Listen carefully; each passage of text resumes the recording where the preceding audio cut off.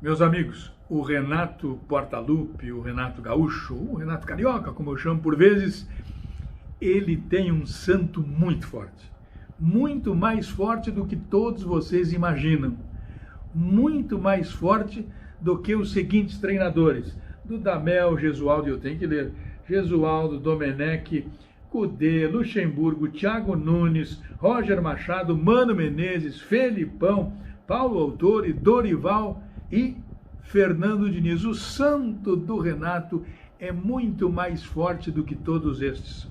Porque quando começou a temporada, todos estes, temporada de 2020, todos estes tinham muito mais prestígio do que tinha o Renato no Grêmio. O Renato aqui no Grêmio já é contestado aí há uns 2 anos, pelo menos. O torcedor esquece, e alguns dirigentes, tudo que ele já conquistou pelo clube.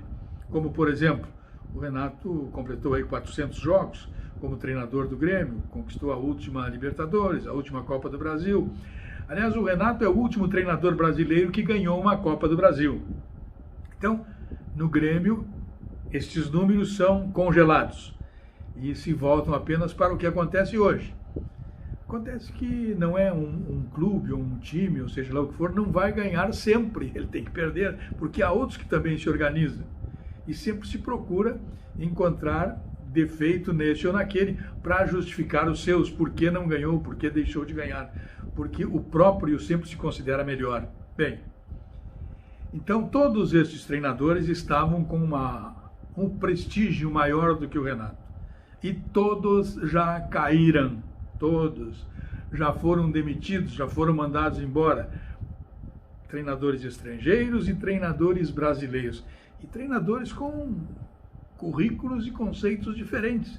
O Dudamel, por exemplo, era um inovador. O Gesualdo chegava de Portugal com números e com trabalhos já de aperfeiçoamento, por ele ser um treinador experiente, totalmente reciclado para o futebol. O Domenech, o Domi, porque trabalhou, foi auxiliar 10 anos e chegava aqui com toda a condição de poder ser o treinador titular do Flamengo. Olha, o Eduardo Cudê no Internacional, quando sentiu que o Rojão ia estourar, ele se mandou. O Luxemburgo não resistiu o Palmeiras. Olha, e o Luxemburgo, além de ter muito prestígio no Palmeiras, vinha se recompondo como treinador. O Thiago Nunes, que foi endeusado, e não aconteceu no Corinthians.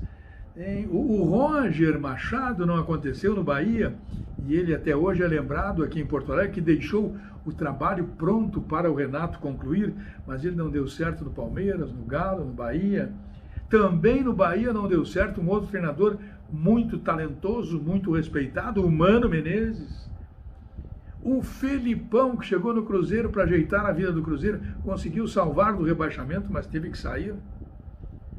O Paulo Autori no Botafogo é outro treinador que agora está no Galo, no Atlético Paranaense, fazendo um bom trabalho. O Dorival Júnior, que por onde você chegar e perguntar sobre o Dorival, na imprensa, fora dela, entre os clubes, sempre os melhores elogios ao Dorival. E agora o Fernando Diniz, que na tentativa de valorização desse treinador, tentava se colocar, inclusive, em termos iguais, a longevidade do Fernando Diniz no São Paulo com a longevidade do Renato no Grêmio. E não tinha como fazer essa comparação, porque o Fernando Diniz ficou 1 ano e pouco no São Paulo e o Renato está de 4 anos e 4 meses no Grêmio, mais ou menos isso. Então não tem nem como fazer essa comparação. Mas para tentar afetar, para tentar mostrar que poderia se tirar o Renato, se fazia até esta comparação. Se tentar colocar em xeque a posição do Renato com o Fernando Diniz, que sempre teve muitos admiradores no Rio Grande do Sul. E em boa parte da imprensa brasileira.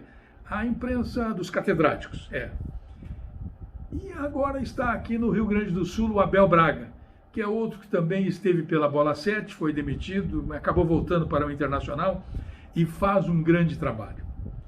Então, o desafio que eu deixo para o Renato é o seguinte: quem cai primeiro?